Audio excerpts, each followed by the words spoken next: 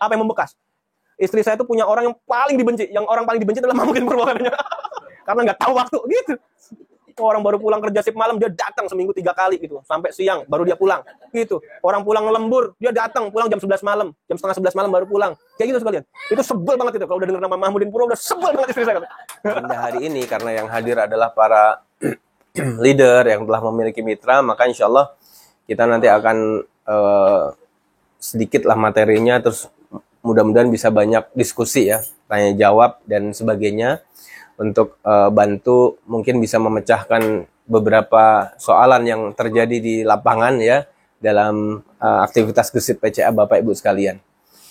Tak lupa juga salat salam nantiasa kita perbanyak ya dalam berbagai aktivitas kita ketika kita senggang. Ibu-ibu kalau lagi masak mungkin ya, atau mungkin lagi aktivitas apa ya, bapak-bapak sambil berkendara, sambil bekerja, kita bisa memperbanyak sholawat kepada Nabi Muhammad SAW.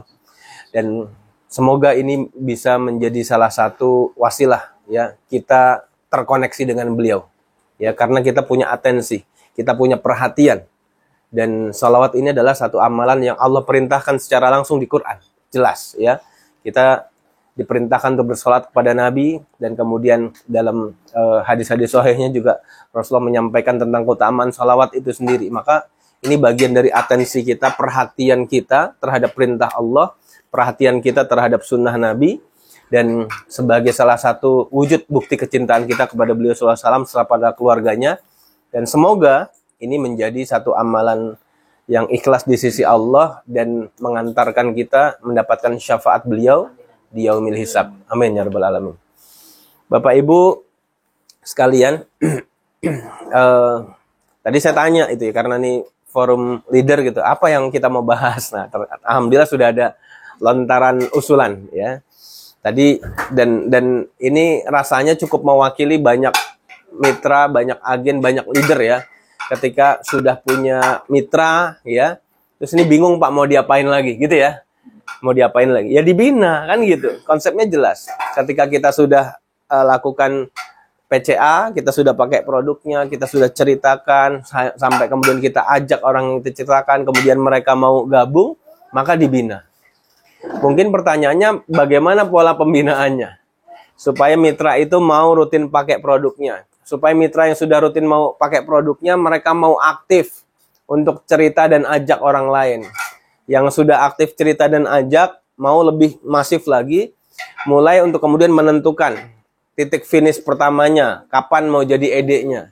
Setelah itu kapan jadi LED-nya, kan gitu ya. Polanya seperti itu gitu. Tapi yang menarik adalah itu semua akan terjadi ketika kita, setiap kita, saya dan kita semua, kemudian apa yang kita lakukan terduplikasi oleh para mitra. Maka yang kita lakukan pertama kali apa? Loyal pakai produknya dulu. Loyal pakai produknya. Oh, saya sudah loyal pakai produknya, Pak. Oke, alhamdulillah. Disyukuri dulu. Tapi mitra saya, Pak, kok susah banget ya gitu ya. Begitu Pak maksud ya. Mitra saya kok nggak mau diajak pakai produk. Alasannya banyak banget.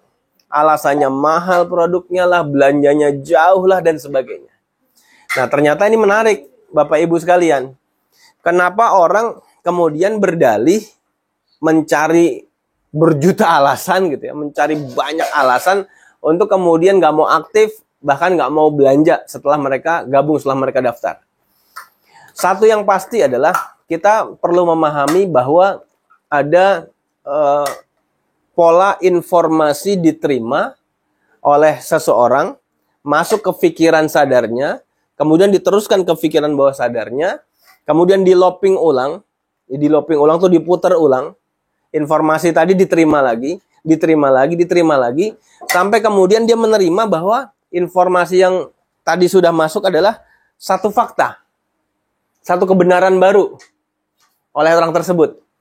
Ketika dia menerima bahwa ini adalah satu fakta, satu kebenaran baru, dia sudah klik banget gitu ya, maka dia akan fakta tadi, kebenaran baru tadi akan menjadi salah satu faktor pendorong seseorang untuk mengambil satu keputusan. Keputusan apa dalam hal ini? Keputusan membeli. Contoh, sebelum ke produk HNI. Misalnya saya mau tanya ibu-ibu. Bu Kia, sebelum kenal HNI, sampo apa yang dipakai? Ya? Life. Sampo Lifebuoy. Bu siapa? Bu Soleha. Sampo apa yang dipakai? Clear. Ibu siapa? Sebelah?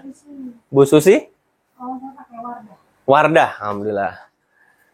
Bapak-bapak, ada yang mewakili? Sunsilk sama Clear. Rata-rata sama ya? Oke. Pertanyaannya, kenapa Bapak Ibu sekalian memutuskan memakai merek tersebut? Murah Pak, Murah. Iya. Terus apa lagi? Wangi. Apa lagi? Ya? Sering ngelihat iklannya. Sama ya? Iya. Karena kalau alasan yang pertama tadi murah, wangi segala macem, tapi nggak pernah tahu ada merek itu. Yakin beli nggak? Ini ada produk nih murah, wangi gitu kan, terus enak kalau dipakai. Tapi kita nggak kenal, nggak pernah diiklanin, nggak pernah lihat. Kira-kira berani beli nggak? Nggak berani. Itulah karena diinformasikan terus-menerus, diterima oleh pikiran sadar, didistribusikan ke pikiran bawah sadar, diulang lagi, di looping itu diputar ulang, diulang lagi, akhirnya kita curious, penasaran. Kayak apa sih gue mau coba itu. Gitu ya. Ini proses informasi terdeliverikan. Dan ini berlaku untuk urusan apapun. Untuk apapun, berlaku untuk apapun. Gitu. Mau sampo, mau sabun, mau makanan, mau pakaian, kendaraan. Termasuk nanti tentang pilihan-pilihan menjalani hidup. Saya ingin menjalani hidup selamanya sebagai karyawan. Itu bisa jadi keyakinan yang tertanam karena diskusi-diskusi, pembahasan-pembahasan, informasi-informasi yang kemudian masuk ke pikiran sadar, didistribusikan ke dalam pikiran bawah sadar, informasi seputar itu. Karir, pekerjaan, terus itu. Gitu. Terus kenapa ada orang yang kemudian ketika dulu pernah kerja sebagai karyawan, kemudian banting setir, memutuskan untuk menjadi seorang entrepreneur, menjadi seorang wirausaha, pelaku usaha. Karena ada informasi baru yang diterima, entah lewat YouTube, entah lewat televisi, entah lewat buku, entah lewat brosur, entah lewat seminar yang nggak sengaja dia ikuti gitu, atau dipaksa orang untuk ikut gitu ya.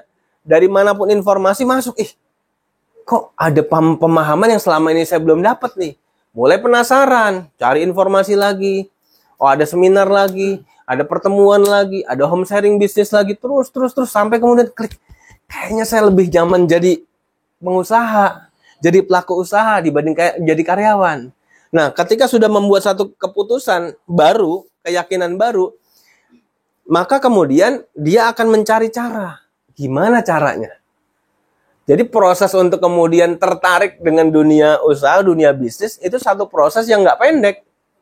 Sama seperti ibu dan bapak sekalian, gabung di HNI, mau datang jauh-jauh ke sini, meluangkan waktu sampai ada beberapa yang cuti gitu ya, untuk hadir di tempat ini. Padahal cuti itu kan mahal. Iya, ketika saya masih kerja tuh cuti itu mahal, Pak. Karena dalam 1 tahun kan cuti kita cuma berapa hari, ya. 12 hari ya? 12 hari itu pun ada cuti bersama, lebaran kan gitu. Berarti kan tinggal sisa beberapa hari aja. Kalau kita ambil satu-satu, ya habis nanti. Gitu. Cuti itu mahal.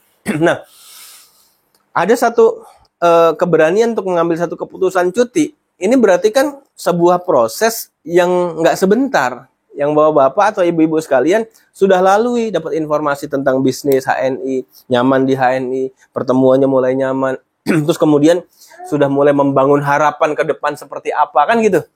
Oh, saya pengen kayak gini nih. Modelnya sudah ada. Leader saya seperti ini. Leader ini seperti ini seperti ini. Oh, ada yang top leader lagi seperti ini. Mereka juga semua memulai dari betul-betul dari nol gitu. Meski kemudian kita sama-sama pahami, kita sudah bahas di kelas coaching ya, bahwa nolnya setiap orang beda. Paham ya? Materi ini masih ingat? Nolnya setiap orang beda. Ini yang kemudian bisa menjadi satu pemahaman. Nanti sambil kita perdalam lagi usulan materi dari Ustaz Maksus tadi ya. Saya ingin menguatkan dulu nih. Kenapa nolnya setiap orang beda? Karena setiap orang sudah menyerap informasi-informasi yang berbeda.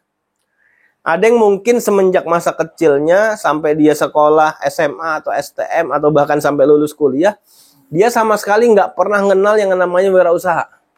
Kecuali dia berposisi hanya sebatas sebagai konsumen. Ya, di urusan bisnis ternyata posisi dia bahkan keluarga besarnya itu posisi sebagai konsumen terus. Ya, urusan kuliner konsumen terus. Terus fashion, pakaian konsumen terus. Macam-macam konsumen terus. Nggak pernah kemudian menjadi pelaku usaha atau tertarik dengan konsep usaha. Karena yang tertanam di keluarganya misalnya adalah kamu nanti kalau lulus sekolah atau lulus kuliah, kamu harus jadi PNS misalnya gitu. ASN, aparatur sipil negara. Atau kamu nanti harus jadi profesional, kerja di perusahaan multinasional yang gajinya puluhan juta, ratusan juta. Ada yang ditanamkan seperti itu, Bapak Ibu sekalian. Maka kemudian wajar kalau tidak mengenal tentang wirausaha, potensi bisnis, peluang bisnis, nggak punya keberanian. Tapi ada orang yang semenjak lahir, gitu ya, ibu dan bapaknya itu punya warung, gitu loh, jualan sembako, ada terigu, ada telur, ada beras, ada minyak goreng gitu ya. Ada berbagai kebutuhan lain dijual di sana, bumbu-bumbu dan sebagainya dijual. Setiap harinya dia semasa bayi setelah lahir mungkin udah usia 2 minggu, 3 minggu, ibunya sudah mulai aktivitas lagi sama bapaknya di warung, ngelayani pembeli, ngiloin terigu, ngiloin gula gitu ya, ngiloin minyak goreng curah, transaksi, ada tawar-menawar, ada uang. Sehingga semenjak bayi, dia sudah menghirup aroma transaksi, menghirup aroma uang gitu. Dia sudah mendengar aktivitas transaksi, tawar-menawar, aktivitas mengembalikan uang, aktivitas terus seperti itu. Komunikasi seputar transaksi. Dan dia berada di keluarga yang menjalankan usaha. Gitu. Contoh real, saya pernah baca dan dengar ceritanya, ya Pak Ciputra, Insinyur Ciputra, tahu nggak? Salah satu pemilik bisnis properti terbesar di Indonesia, Insinyur Ciputra. Dia lahir dari keluarga keturunan Tionghoa dan bukan orang kaya, bukan. Bapak ibunya jualan sembako di jualan sembako yang ya warung toko gitulah. Bukan orang yang super kaya, bukan. Biasa-biasa aja. Tapi semenjak dia lahir, dia proses yang tadi saya ceritakan itu terjadi sama beliau.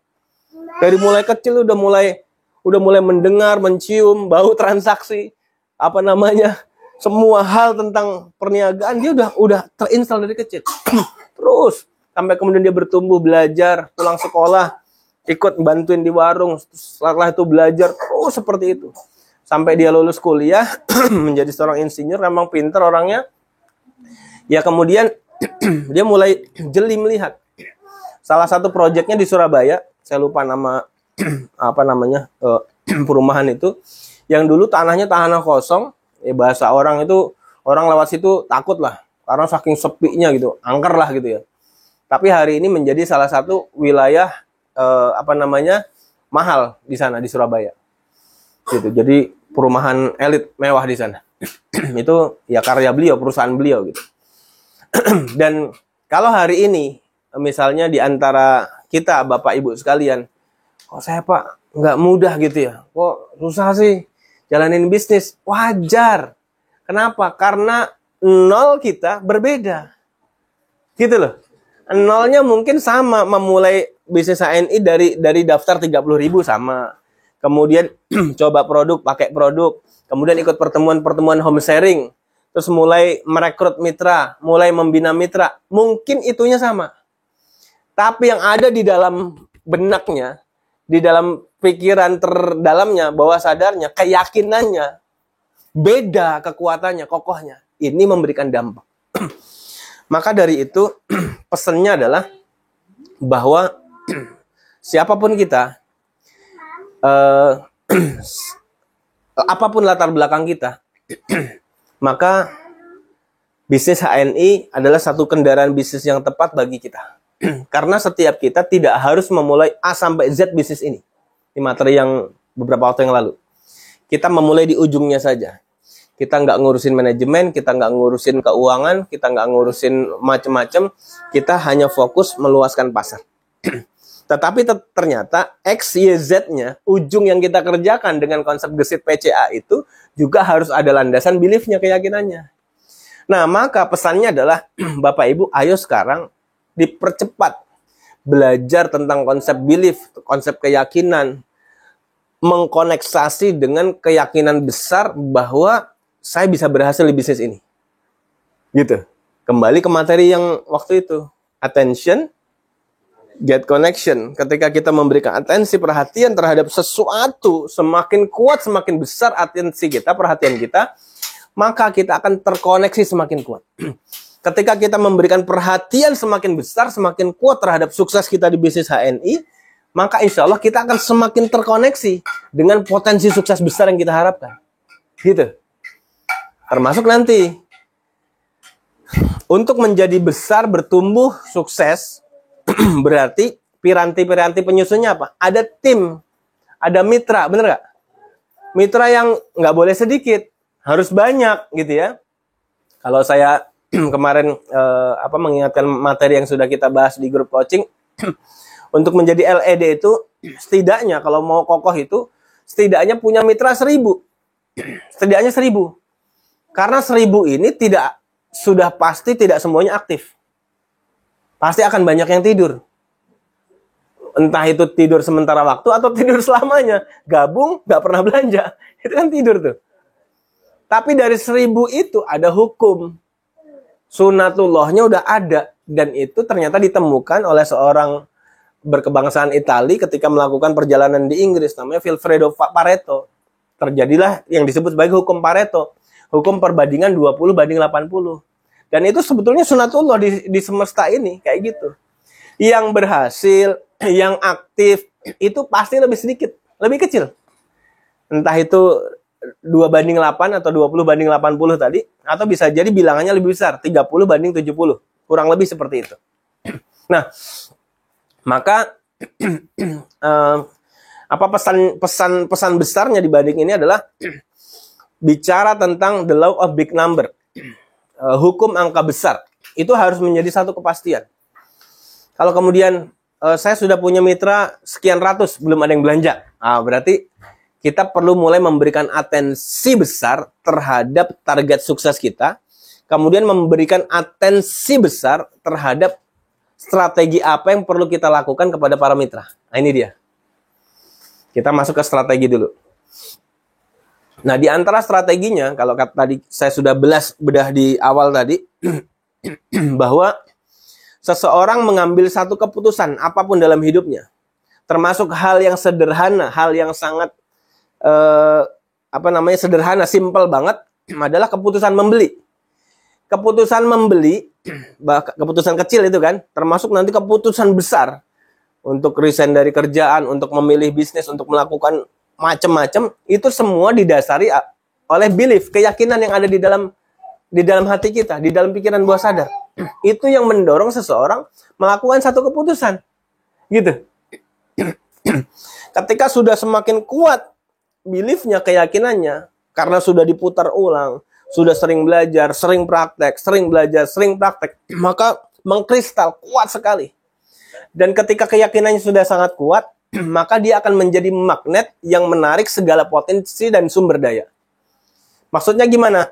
Ketika dia melakukan aktivitas bisnis di HNI, yaitu dengan gesit PCA, maka gesit dan PCA-nya akan berdampak dengan izin Allah. Berdampaknya itu apa? Akan dihadirkan orang-orang yang direkrut, orang-orang aktif gitu loh.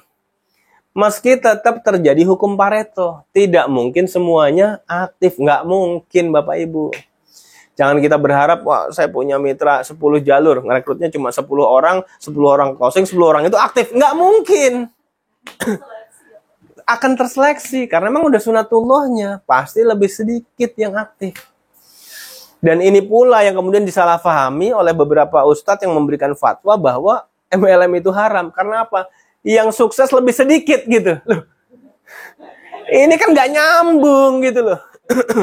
Fatwanya kemana kok dibawa ke sana? Dan yang jadi ngawur adalah ketika mereka membawakan fatwa ini dengan dalih tadi. Yang sukses berhasil lebih sedikit. Bidang apapun yang berhasil lebih sedikit. Mereka-mereka yang hari ini jadi ustadz. Jadi para dai-dai yang terkenal. Jadi para pimpinan pondok. Itu kan seleksi dari ribuan santri yang jadi ya beliau-beliau itu. Coba teman-temannya. Bisa jadi nggak jadi kiai, nggak jadi ustadz. Ya jadi pedagang atau jadi karyawan. Gitu loh. Sama semua bidang akan ada seleksinya. Termasuk bisnis ini sama. Jadi nggak bisa, wah MLM ini jadi nggak benar, nggak adil. Kenapa? Yang berhasil lebih sedikit. Ya pasti. Karena memang sudah fitrah sunatullahnya kayak gitu. Di perusahaan, yang jadi direktur lebih banyak atau lebih sedikit daripada karyawan? Lebih sedikit direktur. Direktur keuangan 1. Direktur produksi 1. Direktur apa lagi? Marketing 1. Di apa? GE 1, kan gitu aja. Baru nanti di atasnya lagi ada direktur utama, gitu loh. Presiden direktur 1. Karyawannya bisa ratusan, bisa ribuan. Jadi memang akan lebih sedikit semuanya. Dan itu terseleksi. Maka kemudian saya berharap Bapak Ibu sekalian termasuk dari bagian yang sedikit itu. Sehingga berhasil di HNI, gitu loh. Jangan kemudian kita ngurusin, wow, enak nih Pak Yoko, enak nih Pak Fatoni, enak nih Pak Kendi gitu ya. Wah, ya kenapa enggak saya menjadi seperti beliau-beliau itu? Atau bahkan lebih dari beliau, gitu loh. Bisa nggak?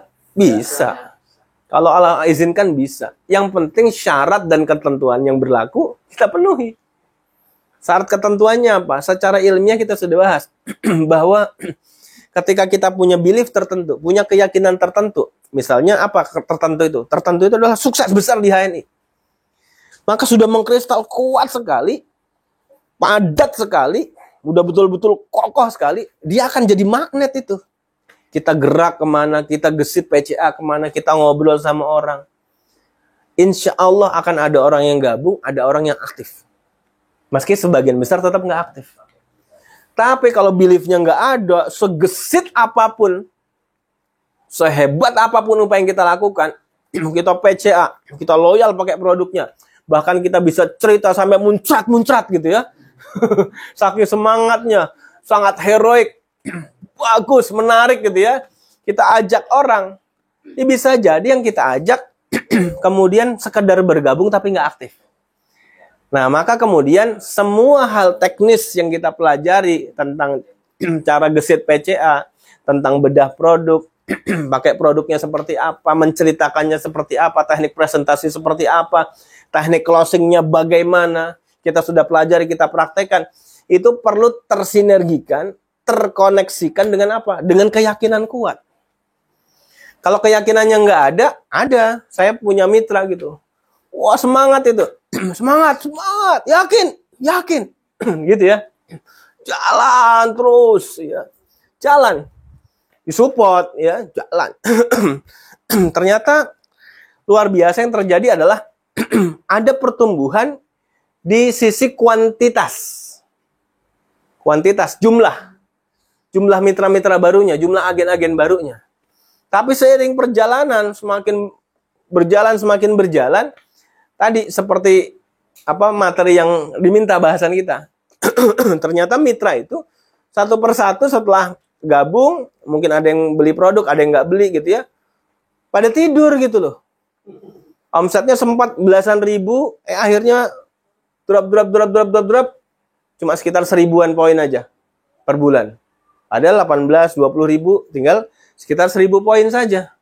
Kurang lebih, kadang kurang dari 1000 poin malahan. Nah, kemana itu orang sebanyak itu? Yang tadinya biasa pakai produk kok nggak pakai produk? Tadi kembalinya bahwa hal teknis terkait dengan kemampuan, pergerakan kita, sebaik apapun, sehebat apapun, kalau tidak tersinergikan dengan keyakinan yang kokoh, maka semuanya akan bias, akan luntur, akan surut satu persatu, akan padam. Kayak gitu Bapak sekalian. Maka penting bagi kita hari ini untuk terus menjaga asa, menjaga harapan, menjaga kemudian keyakinan. Caranya gimana? Caranya Bapak Ibu sekalian perlu sering komunikasi dengan mentor. Komunikasi. Atau kalau bisa ketemu. Kalau nggak bisa ketemu, komunikasi gitu. Entah lewat WA, telepon gitu ya. Pokoknya terkoneksi. Dan dengan mentor merasa nyaman. Nggak ada rasa sungkan. Nggak merasa, mentor saya udah hebat banget, udah tinggi banget. Saya nggak enak Kita inferior. Nggak berhasil Bapak Ibu. Nggak berhasil. Dulu saya seperti itu. Iya, proses belajar. Tapi kemudian saya paham. Cara saya kalau mau berubah, mau bertumbuh, mau cepat, ya, maka saya harus punya frekuensi yang sama dengan para top leader. Ya, saya dengan Pak Ari, ya alhamdulillah sudah biasa. Karena sebelum gabung HNI udah kenal juga, udah biasa. Mulailah ke top mentor di atasnya Pak Ari, Pak Bagus Hernowo. Itu ada rasa-rasa nggak nyaman tadinya. Aduh, nggak enak nih, top leader nih. Nggak enak. Tapi lama-lama, saya harus menumbuhkan. Saya harus merasa bagian dari beliau. Bagian dari top leader. Meskipun baru di HNI. Belum lama. Harus kayak gitu. Harus menyesuaikan. Dari sikapnya. Dari cara berpikirnya. Mulai belajar cara berpikir beliau seperti apa. Dari cara mengambil keputusan, tindakannya, cara bicaranya, sedikit-sedikit belajar. Bisa menyamakan nih, satu frekuensi dengan beliau. Nyaman, duduk ngopi bareng nyaman, makan bareng nyaman. Kalau sudah terjadi seperti itu, sudah mulai dapat kliknya tuh. Gitu. Kalau Bapak Ibu sekalian, dengan Pak Yoko sudah mulai nyaman, dengan Pak Fatih mulai nyaman, dengan Pak Kendi mulai nyaman, dengan saya mulai nyaman, itu insya Allah gerbang awal proses menuju pengkristalan belief, keyakinan itu sudah mulai terjadi. Tapi kalau merasa dengan mentor, wah enak nih, sama Bos King, gitu. Lama Pak, susah, gitu loh, lama. Maka cara mempercepat adalah merasa dekat, merasa seperti teman, ya, merasa intim, akrab, itu insya Allah seperti itu. Saya pernah juga kalau dengan Pak Ari, Pak Bagus kan satu jalur gitu ya. Dengan leader lain seperti Pak Firly, Pak Nasruddin gitu ya. Pak Wisnu juga ya. Jauh tuh dari dulu Pak Wisnu masih Surabaya, sekarang pindah ke Jawa Tengah. Dengan beliau-beliau itu saya kalau acara-acara ngelihat beliau meskipun sudah ED, kan beliau sudah LED ya, saya belum LED waktu itu. Melihat tuh gagah banget ya kayaknya gitu. Saya pengen kayak mereka gitu. Pengen jadi LED luar biasa, powerful, apalagi kalau mereka di panggung ngasih motivasi, cerita tentang success story-nya, powerful sekali. Pengen kayak mereka. Tapi ketika dekat dengan mereka, itu kayak ada rasa grogi. Nah, ini jangan. Nggak boleh. Setelah rasa-rasa itu saya buang, saya mulai merasa nyaman, diskusi sama mereka, ngobrol, terima arahan-arahannya gitu ya. Bahkan dengan Pak Dokter Irman dari Jogja, saya ngeliat, dokter gitu ya, mau jalanin bisnis gini, sudah eksis, ya gajinya udah gede, di rumah sakit. Pokoknya saya ngeliat gambaran tuh keren, itu agak gemeter Bu, grogi gitu. Tapi pas sudah mulai diskusi, enak orangnya ya, cair, humble banget, ngasih saran-saran, bahkan mendoakan, Masya Allah luar biasa. Ketemu Pak Basit, ya beliau tinggal di Jogja juga, ngobrol gitu. Awalnya agak takut-takut, tapi saya coba dorong diri saya, berani saya sapa, saya salam ke beliau gitu ya. Kemudian saya coba tanya, saya bilang mohon doanya Pak gitu, Pak Basit, dan mohon sarannya gitu. Udah ngobrol, alhamdulillah insya Allah antum bisa insya Allah bisa.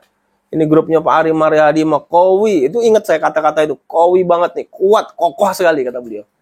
Padahal ya belum melihat saya. Tapi itu jadi doa. Dan alhamdulillah Allah ijabah gitu. Punya jaringan yang kowi, yang kuat, yang kokoh. Alhamdulillah Bapak sekalian.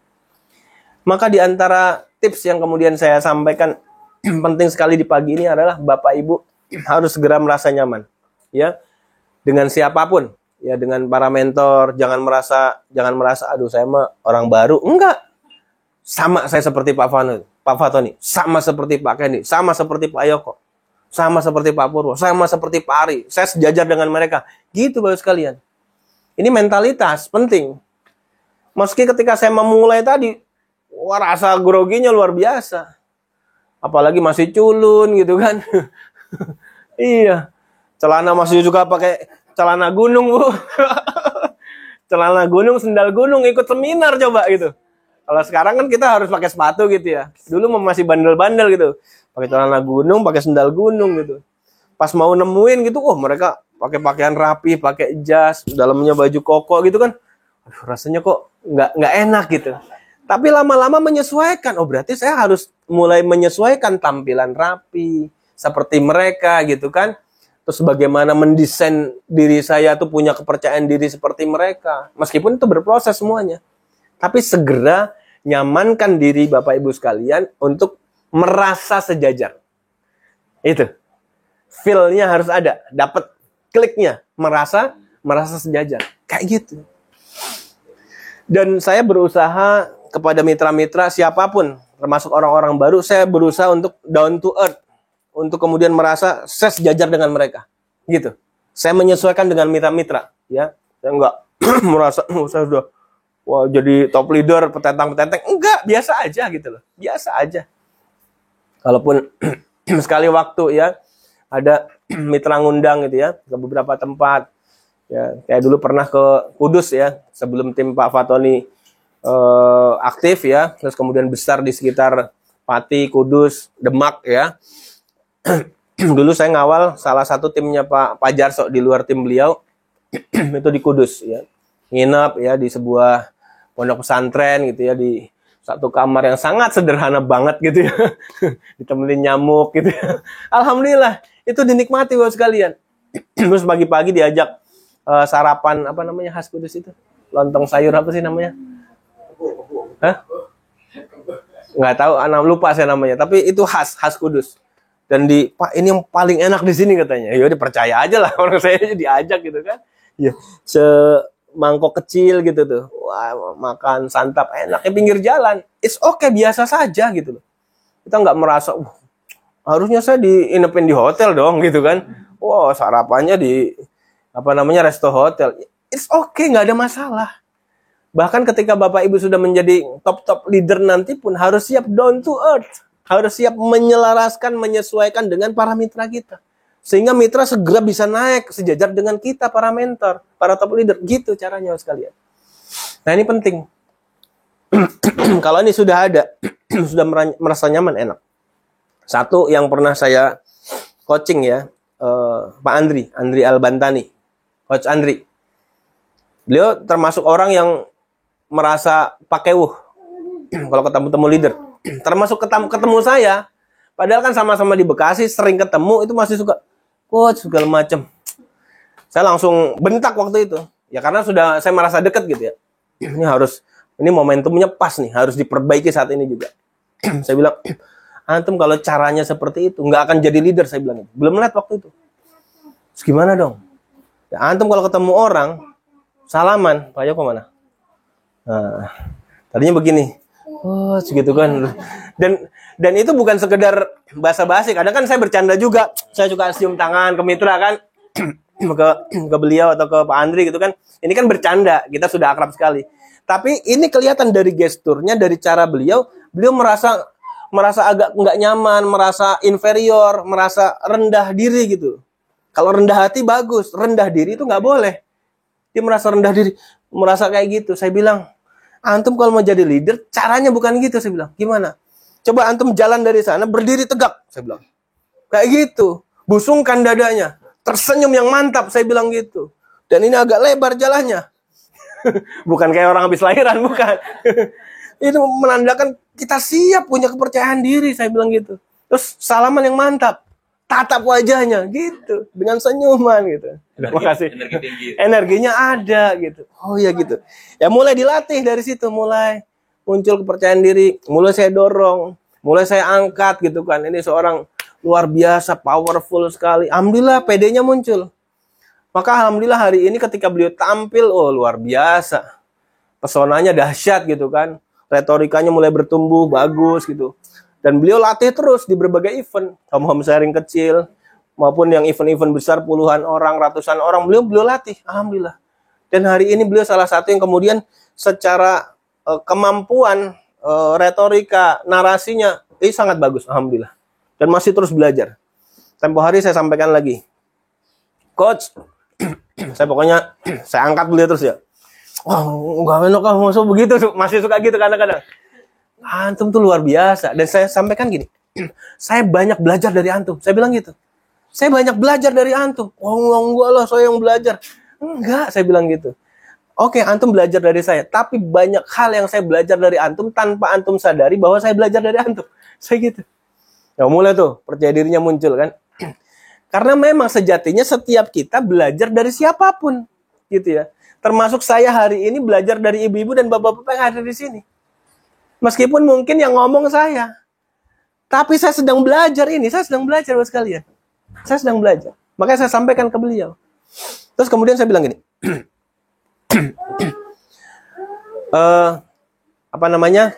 Siapa aja para motivator yang antum rutin simak, dengarkan. Ya, setidaknya dari YouTube atau mungkin TV atau media yang lain.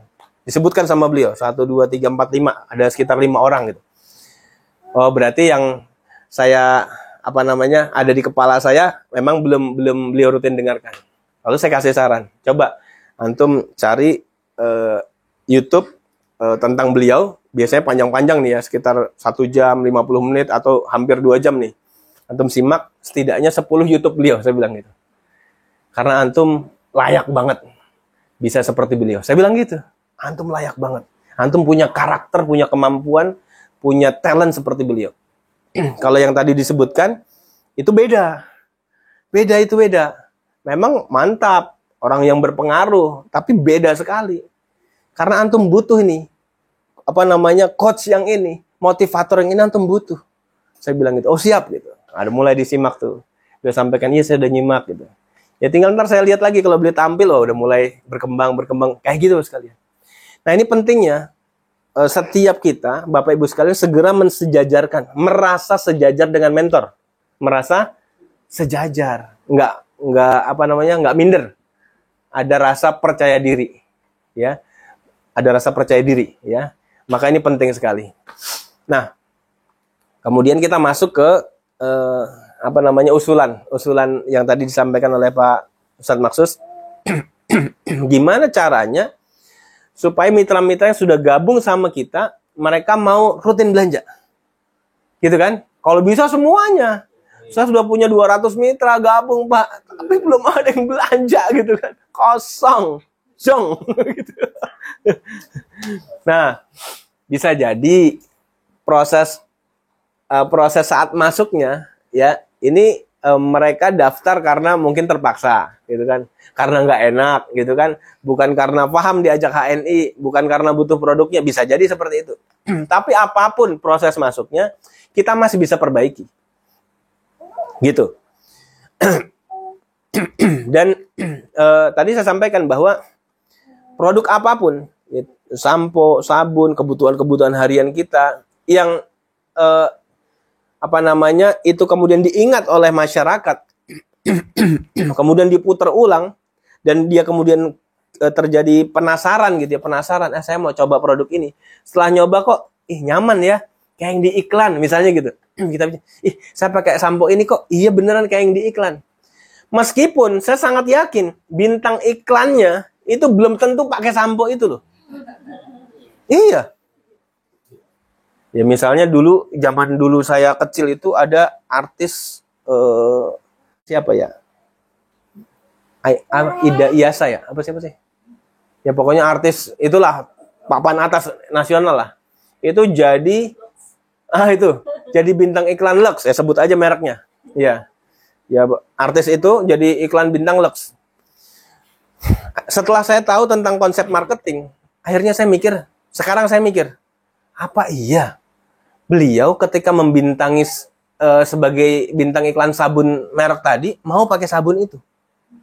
Padahal sabun tadi menyasar segmen masyarakat menengah ke bawah. Gitu loh. Apa iya artis level itu yang kalau pilihan-pilihan pakaiannya yang harganya juta-jutaan, pilihan produk-produk kebutuhan rawatannya kalau nyalon aja sekali nyalon juta-jutaan gitu kan, mau pakai sabun kayak gitu? Nggak mau. Gitu sekalian. Tapi kenapa orang terpengaruh gitu loh? Karena dia terdistribusi secara terus-menerus. Contoh yang lain. Bapak Ibu, saya tanya, jawab cepat. Produk mie instan apa yang diingat sekarang? Nah, itu dia. Indomie langsung kan. Muncul kemudian mie sedap dan sebagainya. Ya, Indomie seleraku kan gitu kan. Ini kita bedah nih ilmunya nih, saya bukan iklan, bukan ya. Nah, ini penting Bapak Ibu sekalian kita pahami. Ketika awal sekali produk ini dibuat, kemudian mulai membranding produknya secara kuat, kemudian terus melakukan terobosan-terobosan marketing. Maka sampai dengan hari ini, ketika dia sudah jadi market leader, sudah jadi pemimpin pasar, dia nggak pernah berhenti menyampaikan informasi tentang produknya. Dia nggak pernah berhenti iklan. Bener nggak? Masih ada nggak? Di berbagai media? Masih ada, Bapak Ibu sekalian. Sama seperti kita. Kita ingin menjadi market leader. Berarti kan kita belum. Gitu loh. Kita ingin menjadi top leader HNI. Dengan jaringan yang bertumbuh besar. Yang aktif pakai produk. Bahkan ikut aktif sama kita untuk gesit PCA. Untuk membina mitra. Kita berharap seperti itu. Tapi kemudian ketika ada tantangan di lapangan. Aduh, mitra saya belum mau pakai produk nih. Mitra saya yang udah gabung nih belum mau aktif nih. Belum mau diundang pertemuan nih. Gitu kan. Kita kalang kabut. Gimana Pak? Gimana Pak? Lalu berhenti diam. Nggak aktif. Ini sama dengan Indomie ketika awal baru buka, mengiklan segala macam, ternyata yang beli nggak banyak. Abis itu ya, kita udah keluarin biaya iklan, yang beli dikit, rugi nih, minus gitu. Udahlah berhenti aja lah. Gitu, kita ngadu ke konsultan. Mereka kan punya konsultan kan, bisnis itu punya konsultan. Konsultan. Gimana nih? Dikasih ide-ide lagi. Aduh, tapi itu orang belum mau beli produk Indomie kita, gimana? Itu harganya kita terlalu tinggi apa gimana nih? Oh enggak, kamu kan produknya bagus loh, dikasih motivasi sama konsultan. Tapi dia nggak pede. Akhirnya berhenti, ya kita berhenti dulu deh, istirahat dulu deh gitu. Kira-kira jadi nggak Indomie seperti hari ini? Nggak jadi. Sama seperti kita Bapak Ibu sekalian. Paham ya analogi ini ya? Kalau kemudian kita berhenti dengan mitra yang nggak aktif, dengan penolakan, dengan cibiran orang, maka Bapak Ibu sekalian tidak akan sampai kepada tujuannya. Nggak segera sampai ke ED, nggak segera sampai LED, nggak segera punya penghasilan 50 juta, 100 juta, 200 juta, dan seterusnya. Nggak akan pernah sampai Bapak Ibu. Tapi orang-orang hari ini yang berhasil, dengan izin Allah mereka berhasil, adalah mereka yang mampu menaklukkan dirinya sendiri, bukan menaklukkan orang lain. Enggak. Menaklukkan dirinya, menaklukkan egonya, menaklukkan ketakutan-ketakutan besar dalam dirinya. Takut ditolak, takut orang nggak aktif, takut kalau rugi. Itu ditaklukkan. Enggak, insya Allah. Kalaupun kemudian hari ini saya belum dapat hasil, ini adalah proses belajar. Dan Bapak Ibu perlu pahami bahwa dalam hidup ini kita perlu paham yang namanya investasi. Coba kalau saya tanya tentang investasi, apa yang kebayang di benak Bapak Ibu sekalian? Emas, apa lagi? Tanah. Apa Bu? Rumah. Apa lagi? Kendaraan. Apa lagi? Saham. Apa lagi? Apa lagi? Ya sekitar itu ya. Bisnis, ya, investasi bisnis. Oke. Apa yang Bapak Ibu sampaikan itu benar. Benar, itu termasuk instrumen-instrumen investasi. Bisa jadi masuk ke sana. Tapi ingat, ada satu investasi sebelum itu semua yang harus kita lakukan. Justru harus lebih dulu kita lakukan. Yaitu investasi membangun diri kita. Gitu loh. Investasi membangun pikiran kita, investasi membangun keyakinan kita, belief kita, mindset kita. Itu butuh proses, butuh waktu, butuh biaya, butuh perhatian serius Bapak Ibu sekalian. Dan orang yang hari ini siapapun di bidang apapun, di bisnis apapun yang bertumbuh jadi besar, sukses, adalah mereka yang dulunya sudah melakukan investasi di bidang ini totalitas. Itu Bapak sekalian. Tapi orang yang kemudian bertahun-tahun bareng dengan orang-orang yang sudah sukses, gabungnya bareng di HNI, misalnya bisnis HNI, gabungnya bareng di HNI.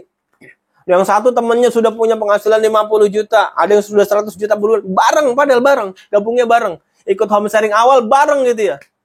Tapi ada yang masih manajer abadi gitu loh. Bonusnya masih 200 ribuan, bahkan nggak nyampe 200 ribu, itu Bapak sekalian. Temennya udah puluhan juta nih malahan. Ini apa yang kemudian menyebabkan ini terjadi? Salah satu faktornya adalah yang tadi belum berhasil karena semenjak awal dia salah fokus.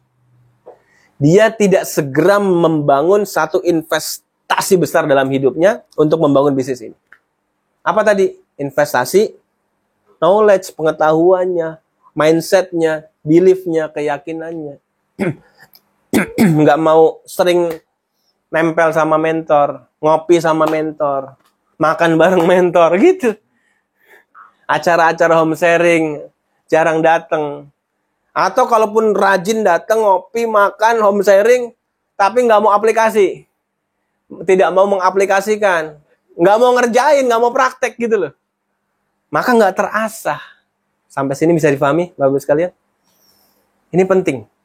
Jadi salah satu investasi terbesar adalah diri kita. Dan kalau kita bahas dari konsep ilmu di coaching prosperity yang sudah kita bahas, bahwa kita memang perlu mengimbangi dengan ilmu tentang keuangan, ya, ilmu tentang manajemen keuangan. Ya, meskipun ada bercandaan, ilmu manajemen keuangan tuh susah diterapkan kalau nggak ada uangnya. Gitu. Apa yang mau di-manage, uangnya aja nggak ada. Gitu. Nah, itu bercandaan ya. Nah, tapi yang jadi menarik adalah manajemen keuangan adalah memanage atau mengatur keuangan. Mengatur keuangan. Ada yang mengatur dengan benar. Dengan mindset yang benar. Ya. Ada yang mengatur dengan mindset yang salah. Mindset yang salah diantaranya adalah dia fokus kepada menabung saja, tapi tidak berinvestasi. Mindset yang benar adalah mengatur, memanage keuangan, dia menabung sekaligus juga ada investasinya. Dan ingat Bapak Ibu, Mas Mbak sekalian, tidak salah kalau kemudian Bapak Ibu sekalian, Mas Mbak sekalian menginvestasi dengan nabung emas misalnya. Karena nilai emas stabil jangka panjang. Nilai emas stabil apa naik? Ya? Emas 20 tahun lalu dengan sekarang beda nggak harganya? Jadi pertanyaan saya, stabil atau naik? Nggak naik. Sesungguhnya di stabil. Nilai uang yang turun. Gitu. Jadi emas itu menjaga nilai kekayaan, harta, menjaga harta. Tapi juga ada investasi yang lain yang nilainya bisa cenderung naik dan kenaikannya berlipat ganda. Apa? Tanah, properti, rumah gitu ya. Itu naik tuh. Gitu loh. Itu naik, penting sekali kita. Ya mungkin ke depan akan seperti itu. Kita akan terus belajar seperti itu. Nah, Bapak Ibu, selain investasi-investasi sejenis ya, seperti itu yang kita tadi bahas, maka perlu dipahami seseorang akan bertumbuh asetnya, aset-aset fisiknya, realnya, entah emasnya, dia punya berapa ratus gram atau berapa kilogram emas batangan gitu ya, atau mungkin punya tanah berapa luas, punya rumah ada di berapa tempat dan sebagainya, itu akan bertumbuh seiring dengan ilmu serta mindset yang kemudian dibangun sebagai satu proses investasi dia. Investasi ilmu, investasi mindset, investasi membangun keyakinan. Nah, ini penting sekali. Maka sekali lagi, Bapak, Ibu, Mas, Mbak sekalian, di antara fokus perhatian besar kita adalah ketika kita ingin berhasil di bidang apapun, termasuk di bisnis HNI, ayo segera tumbuhkan. Segera tumbuhkan kesadaran untuk memahami bahwa fokus kita hari ini adalah membangun aset investasi di bisnis ini. Yaitu diri kita. Diri kita, Bapak sekalian.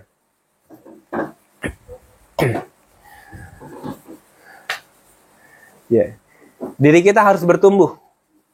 Kalau tahun kemarin masih culun, ngomongnya gitu ya, grogi gitu, takut-takut, terus kemudian ragu-ragu, peragu, ya maka tahun ini harus berubah, harus bertumbuh. Cara bicaranya harus lebih bagus, harus semakin elegan. Cara tersenyumnya beda, sepenuh keyakinan, ya. Cara berdirinya beda, cara berdiri orang yakin beda, dan kemudian gitu-gitu itu pesimis. Tapi ketika dia santai pun dia tetap punya postur yang sangat bagus, ya. Jangan kayak begini. Sholat aja kan setidaknya kita lurus kaki begitu ya, tegak gitu ya. Dan kemudian begini gitu. Ini rapuh goyah. Kalau gini kita siap. Mau ke kanan siap, ke kiri siap, ke depan siap, ke belakang siap. Oh gitu. Iya, kuda-kuda. Ini siap gitu loh. Kalau kita presentasi pun kita siap, kita lincah bergerak. Tegak ya. Busungkan dadamu. Oh gitu. Pak saya kurus, Pak. Gak apa-apa. Kurus tapi gagah. Gitu jangan. Udah kurus bungkuk lagi. Ya. Habislah. Gimana kita mau diterima presentasinya? Kalau kemudian kita ragu, kita nggak yakin. Ya mulai kita punya produk-produk baru nih. Untuk kemudian, mendukung perform kita. Sebagai seorang agen HNI, sebagai calon besar leader HNI. Kita punya produk, body lotion. Kita punya produk, satu lagi moisturizing gel. Emang belum sering pakai ya. Harus sering pakai juga ya. Ini harus mulai sering dipakai ini. Termasuk para cowok ganteng ini. Gitu. Para laki-laki harus mulai pakai body lotion. Oh, genit amat sih kayak mama gitu. Bukan untuk genit. Karena ada dalam konsep edukasi support system kita. Apa? Pakai produknya. Loyal pakai produknya. Gitu. Bahkan kita tambahkan, saya bukan hanya loyal, tapi saya bangga dan loyal pakai produk HNI. Gitu. Ya kita buktikan, kita pakai lah. Ini minimal di rumah ada punya istri, colek gitu loh. Ya nggak? Minta gitu kan, colek gitu kan. Ya kan ada di rumah kita, bukan di rumah tetangga gitu loh. Alhamdulillah, seperti itu sekalian. Colek, pakai gitu. Oh, ada day cream, pakai gitu ya. Colek ininya lah. Nah, body lotion pakai. Ih, harum ya. Enak wangi ya, kayak pengantin. Oh gitu sekalian. Kita bisa cerita dengan powerful. Kenapa kita? Karena kita pakai. Dan ini diciptakan, diproduksi untuk kemudian membantu perform kita. Dan memudahkan kita, Bapak Ibu sekalian. Kalau dulu-dulu harus kayak Pak Kendi gitu ya, belajar KHT sampai detail, ngelihat tangan orang langsung kelihatan penyakitnya. Langsung kelihatan, oh kamu pemarah ya. Oh, kamu penyayang. Oh, gitu. Kamu penyabar ya. Oh, bisa tahu begitu gimana ceritanya nih dukun, jangan-jangan. Kan malah dicurigai orang, Pak. Padahal ilmunya memang ada. Tapi hari ini, kalau kita harus belajar kayak gitu, lama gitu loh. Lama sekali. Boleh, silakan ilmu itu dipakai. Apalagi kita butuh di keluarga. Kita menjaga kesehatan diri dan keluarga, kita butuh ilmu itu. Tapi untuk bisnis, Bapak Ibu sekalian, kalau mau percepatan, maka gunakan cara-cara yang mudah, yang sederhana, yang simpel banget, dan segera bertumbuh. Yang perlu ditumbuhkan adalah kita, diri kita. Keyakinan kita, perform kita. Tidak harus keyakinan itu ketika kita pakai pakaian yang mahal, pakai aksesoris yang mahal. Enggak. Enggak harus. Tapi yang layak gitu loh. Yang pantas. Jangan juga baju yang asal-asalan gitu ya. Baju udah 5 tahun masih dipakai aja buat presentasi, ya jangan. Ya setidaknya kalau udah setahun atau 2 tahun lah, ya masih layak untuk dipakai, kita sedekahkan ke orang biar orang pakai itu masih pantas gitu. Beli lagi. Gitu sekalian.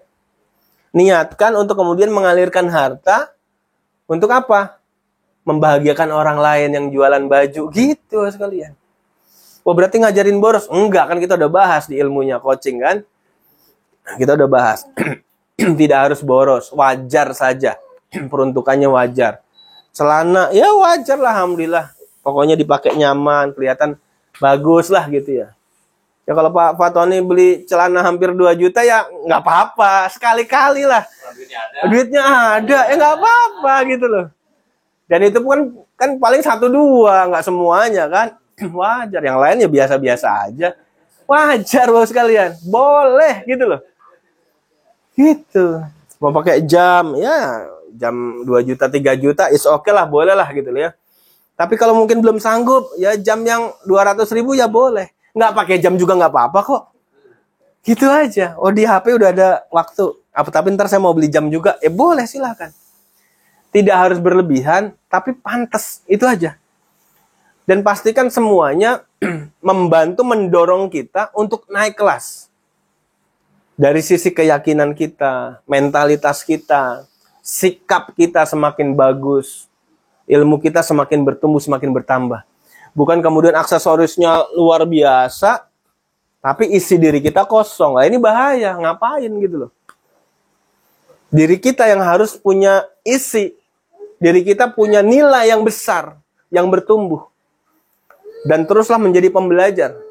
Sekolahnya sudah selesai, tapi belajar nggak boleh selesai. Kuliahnya sudah selesai, S1, S2, maka belajarnya nggak boleh selesai. Kayak gitu.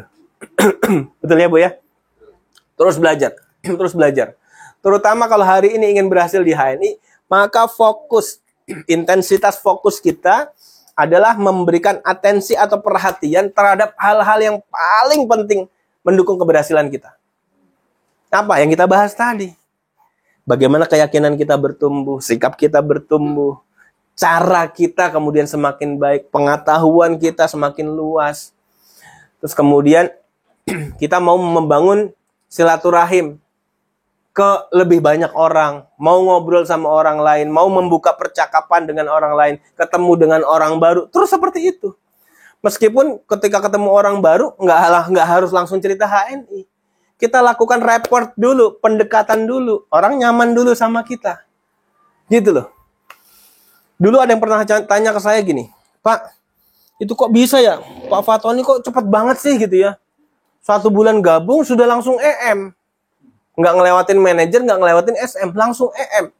1 bulan aktif langsung EM, kok bisa ya? Terus kemudian dalam waktu berapa bulan jadi ED? Sekitar 4 bulan sudah jadi ED. Dan itu mitra-mitranya aktif. Ya salah satunya Pak Unang. Saya sederhana jawabnya waktu itu. Padahal saya belum tahu teorinya. Tapi ini kayaknya gini nih. Langsung saya muncul aja tuh jawaban. Saya sampaikan, Pak Fatoni membangun jejaringnya, membangun jaringannya jauh sebelum dia gabung HNI. Orang bingung, kok bisa Pak? Gitu. Gimana cara daftarinya gitu. Maksudnya membangun jejaring, membangun jaringan itu bukan harus jaringan yang langsung kita daftarin nomor ID, bukan. Bukan hanya itu. Tetapi pertemanan dan kedekatan hati dengan orang-orang itu, dengan mitra-mitra itu. Itu sudah jauh sekali. Beliau investasi sosialnya sudah luar biasa. Itu loh. Sudah punya kedekatan-kedekatan. Sehingga orang ketika sudah nyaman sama beliau diberikan tawaran gabung HNI. Ayo gabung HNI. Ayo rutin pakai produk HNI. Ayo ikut home sharing, ikut pertemuan. Ayo ikut seminar. Ayo ikut training. Diajak ngeluarin duit, orang mau Bapak Ibu sekalian. Karena sudah merasa nyaman, deket sama kita. Trust, percaya sama kita. Kayak gitu. Maka kalau faktor-faktor tadi Bapak Ibu belum punya, segera bangun. Gitu loh. Kenyamanan orang lain dengan kita. Jadi investasi sosialnya mulai dibangun gitu ya.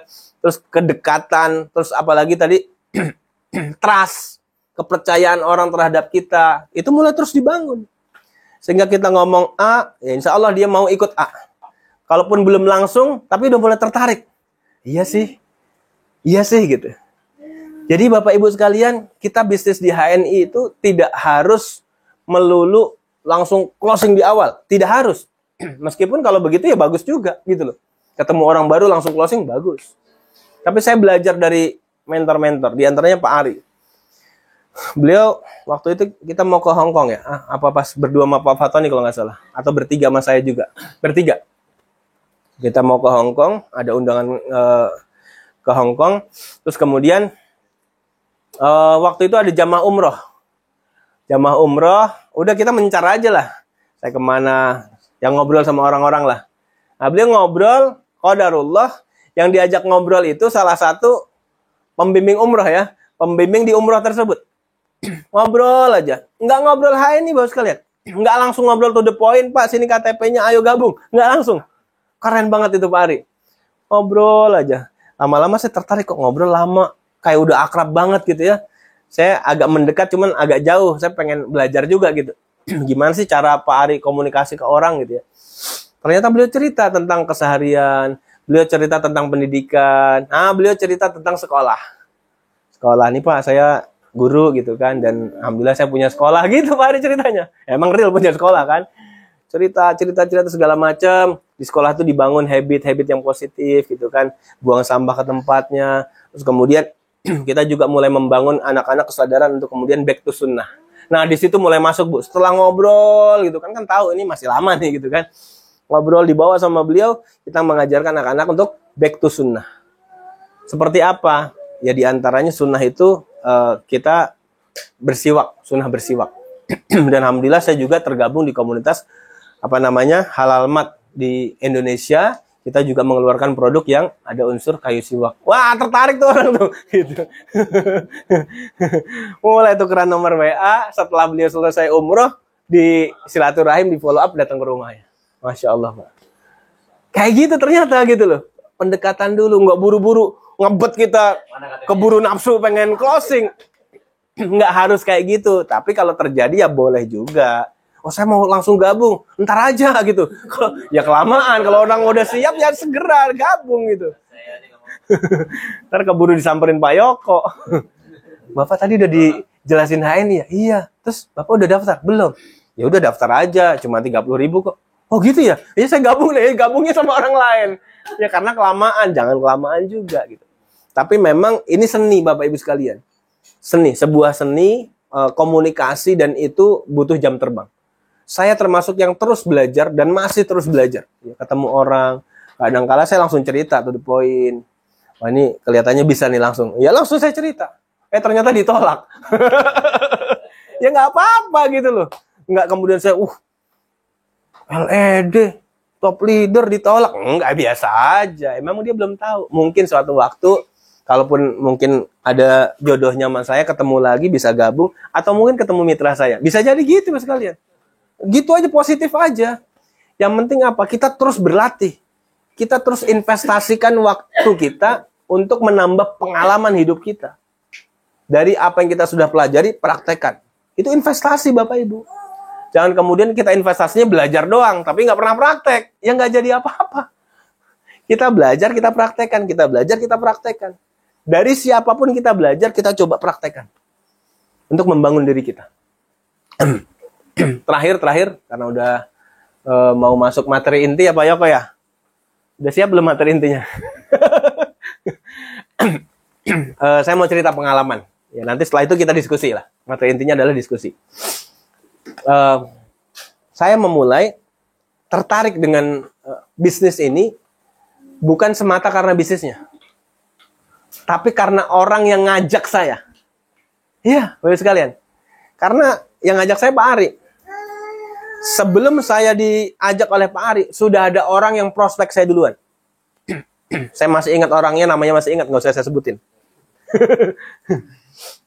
Loh, aktif sekali. Pak Ari udah gabung juga waktu itu. Cuman ya Pak Ari, ya karena lebih muda dan beliau yang langsung proaktif di situ adalah orang yang sudah lebih senior gitu ya. Terus orangnya memang aktif dan punya pengaruh. Nahan diri Pak Ari. Tapi rezeki nggak kemana kan gitu. Dan waktu saya di awal ditawarkan oleh beliau yang pertama nawarkan, saya nggak tertarik sama sekali. Wah, cerita testimoni, cerita produk ini. Nggak tertarik. Alhamdulillah kurang lebih 1 atau 2 pekan dari beliau sering cerita itu.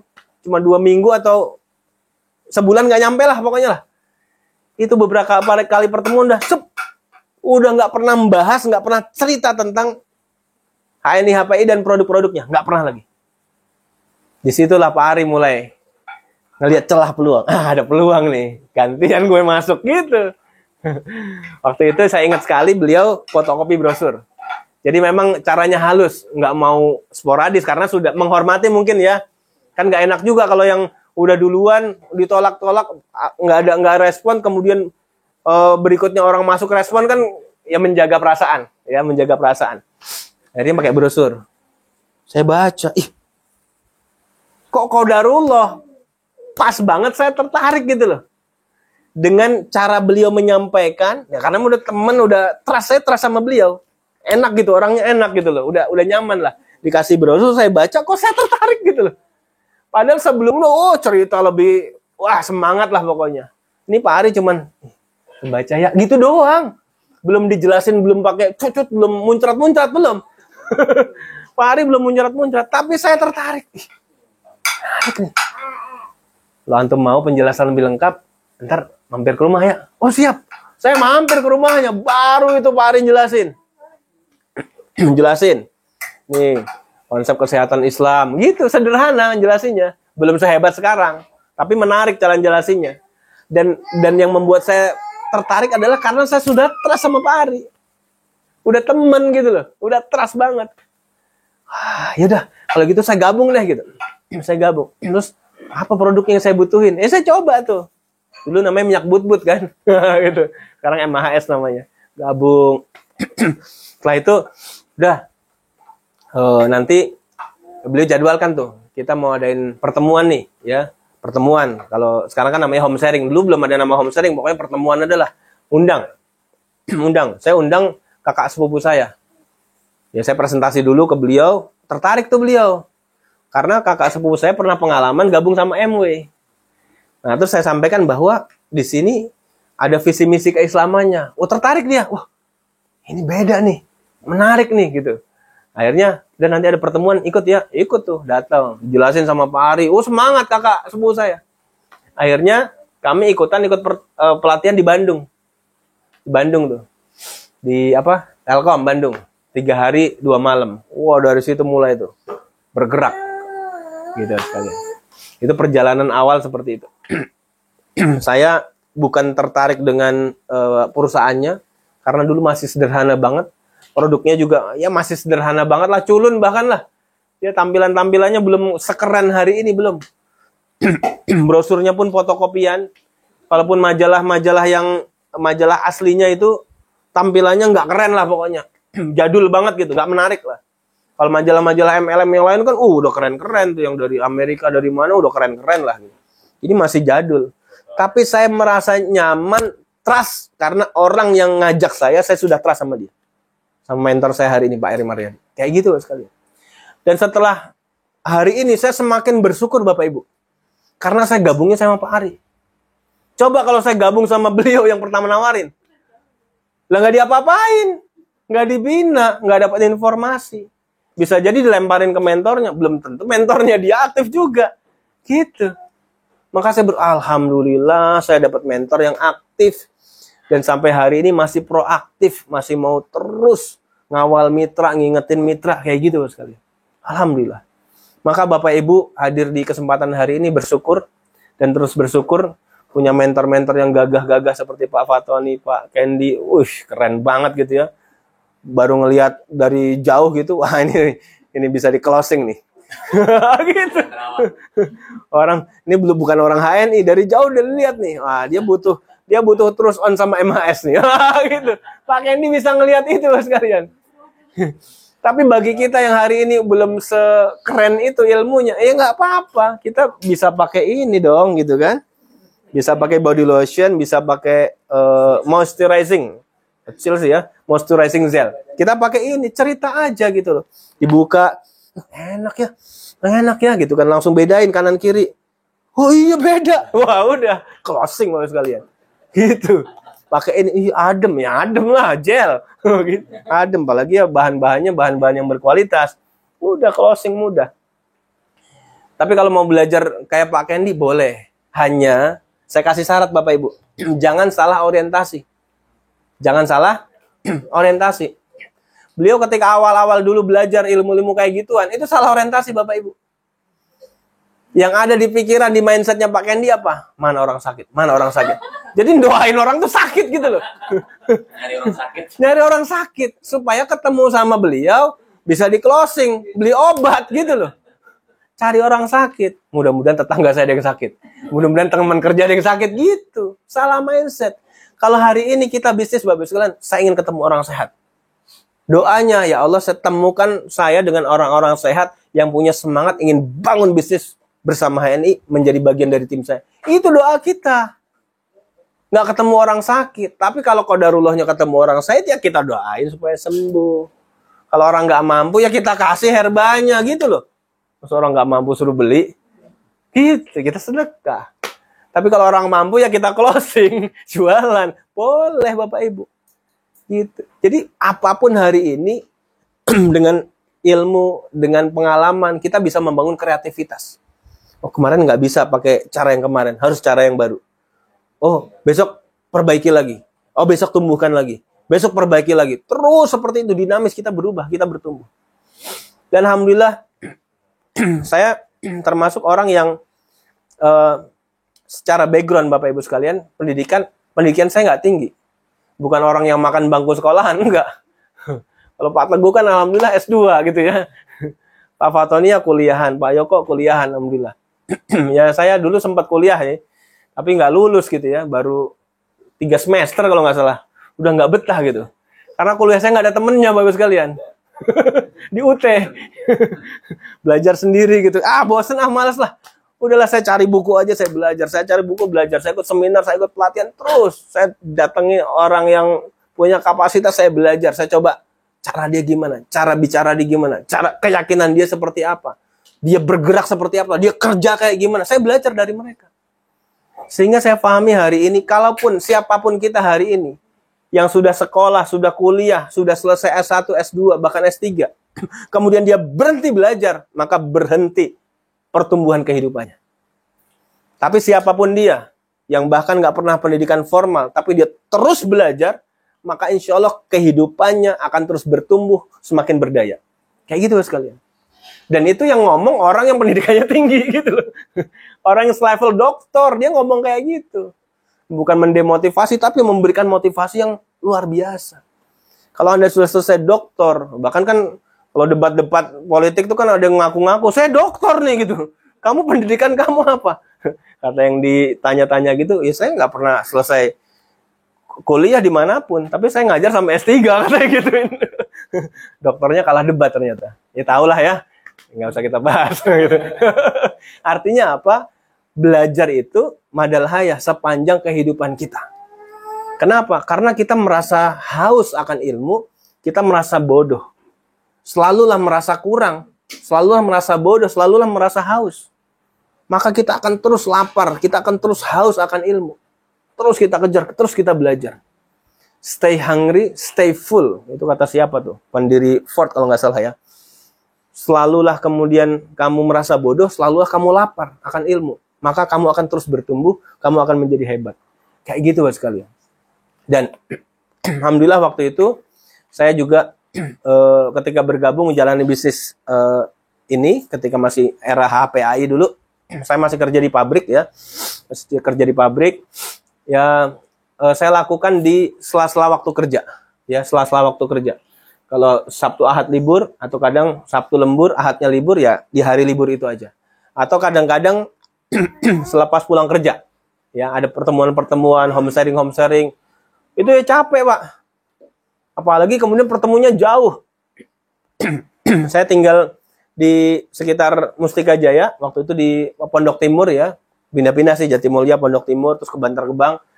Kemudian pertemuannya adalah di Bekasi Utara. VIP, rumahnya Pak Bagus Hernowo, ya, dekat Wisma Asri sana. Pakai motor Vespa tuh, ngebut ada kalau Malam kosong ngebut gitu. Pulang jam 1, jam 2, besok pagi kerja, Pak. Tapi ya memang alhamdulillah gitu loh, punya motivasi kuat, nggak merasa lelah. Yang ngantuk ada lah, capek ada, tapi tidak ada rasa lelah. Secara fisik lelah iya, tapi rasa lelah itu nggak ada. Karena merasa semangat terus, semangat terus. Itu yang saya lakukan. Terus. Dan itu saya dapatkan motivasi semangat itu karena sudah paham bahwa di awal-awal karir membangun bisnis ini saya harus investasi. Investasi membangun diri saya. Dan itu akan keluar yang namanya biaya. Waktu, tenaga, itu. Lelah ada, uang keluar, minimal buat beli bensin kan. Kalau ngopi kan ya udah disuguhin sama mentor. Kita nggak suruh bayar, nih 10.000 segelas, enggak kan? Gitu loh. Udah kita tinggal nikmati. Ya kadang-kadang alhamdulillah ada makanan. Ya kadang-kadang enggak. Ya alhamdulillah diterima aja gitu loh. Tapi setidaknya sampai ke tempat mentor, home sharing, itu bensin keluar. Atau kalau sekarang mungkin mungkin nggak naik motor sendiri, nge-grab lah, bayar itu. Tapi itu bagian dari investasi, Bapak Ibu sekalian. Investasi biaya, investasi waktu. Harusnya mungkin bisa leyeh-leyeh di rumah, rebahan, tidur, atau bisa main gitu ya, main gaple, main catur, main gitar misalnya gitu. Tapi kita belajar hari ini. Kita belajar, ikut pertemuan. Setelah itu kita mulai praktekkan, kita mulai format ulang apa-apa yang sudah difahami. Kemudian berusaha untuk menyampaikan kepada mitra. Itu yang dulu saya lakukan seperti itu. Terus melakukan proses seperti itu. Meski waktu itu mitranya belum banyak. Dan dulu belum ada konsep seperti sekarang. Yang sistematis ya tentang gesit PCA gimana. Arahannya seperti apa. Bahkan kita sudah punya guidance ya. Buku panduannya tebal banget ya. Kalau dibaca nggak kelar-kelar juga. Ya cari, materi apa? Oh kita langsung praktekin. Gitu aja. Oh ada judul ini, lihat kisi-kisinya. Kitab nggak suci ya. Oh udah kita bisa jelasin. Kayak gitu. Tidak harus dibaca tuntas buku ini. Enggak. Yang perlu aja. Oh ini. 1 halaman. Udah kita coret-coret. Jadi bahan. Saya pun seperti itu. Ya kadang-kadang saya lihat kebet sedikit ya. Jadi materi. Ngobrol. Ya ngomong. Tahu-tahu 1 lembar jadi 2 jam. Kan gitu sekalian.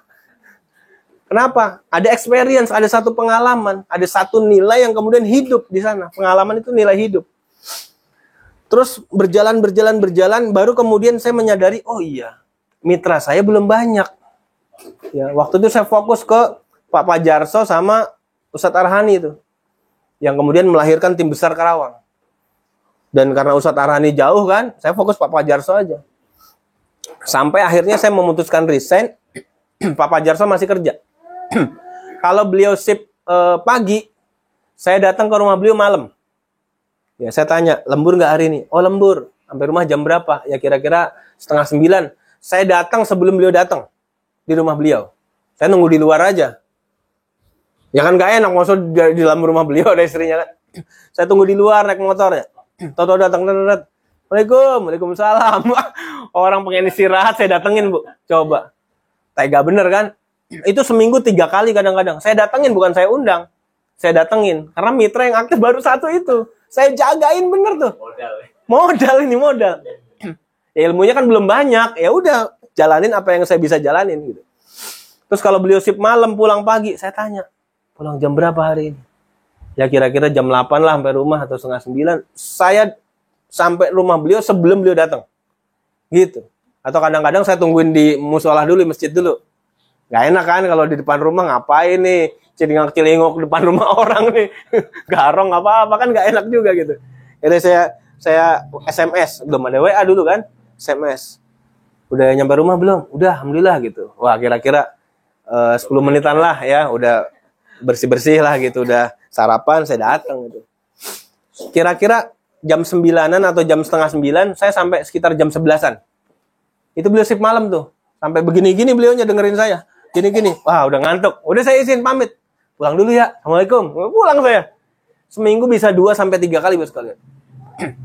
Dan alhamdulillah waktu itu pas beliau sudah LED, ada satu forum kita ngumpul bareng malam-malam. Terus beliau cerita testimoni sukses. Dan salah satu cerita adalah pengalaman tadi diceritain. Tapi ceritanya menarik bos kalian. Beliau cerita gini. Dulu nih mentor saya, gini-gini prosesnya yang tadi saya ceritain. Dan ternyata itu membekas sekali buat istri saya, kata beliau gitu. Saya udah bangga tuh tadi kan. Keren gitu. Apa yang membekas? Istri saya tuh punya orang yang paling dibenci. Yang orang paling dibenci adalah Mahmudin Purwo katanya. Karena nggak tahu waktu gitu. Orang baru pulang kerja shift malam, dia datang seminggu 3 kali gitu. Sampai siang baru dia pulang gitu. Orang pulang lembur, dia datang pulang jam 11 malam. Jam setengah 11 malam baru pulang. Kayak gitu sekalian. Itu sebel banget itu. Kalau udah denger nama Mahmudin Purwo, udah sebel banget istri saya katanya. Tapi malam itu sekalian, beliau cerita. Tapi alhamdulillah, semenjak saya Allah izinkan berhasil mencapai LED, itu sudah terlupakan semua. Sudah termaafkan. Alhamdulillah gitu sekalian. Jadi Bapak Ibu, hari ini mungkin ya kita akan merasakan beda-beda pengalaman kita. Ada orang-orang yang kemudian jadi nggak suka sama kita, ditunjukkan, ada yang nggak ditunjukkan. It's okay, fine-fine aja.